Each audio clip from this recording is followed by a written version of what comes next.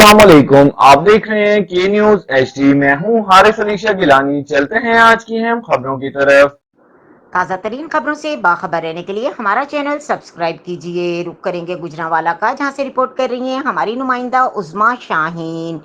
CEO health Khanewal doctor Abdul Majeed, district health officer doctor Fazlur Rehman Bilal, DDHO Kabirwala doctor Alam Sher को फराइज से गफलत पर मुअत्तल कर दिया गया। CEO health Khanewal DDHO Kabirwala के खिलाफ बाकायदा इंक्वायरी करके रिपोर्ट पेश करने की हिदायत जारी कर दी गई। खसरा के बढ़ते हुए केसेस के पेश नज़र सूबाई वजीर सेहत ख्वाजा इमरान नज़ीर, ख्वाजा सलमान रफीक ने हंगामी इजलास वीडियो लिंक पर तलब कर लिया। सेक्रेटरी सेहत अली जान Khan, CEO PHFSC doctor Asim Altaf ने भी शिरकत की।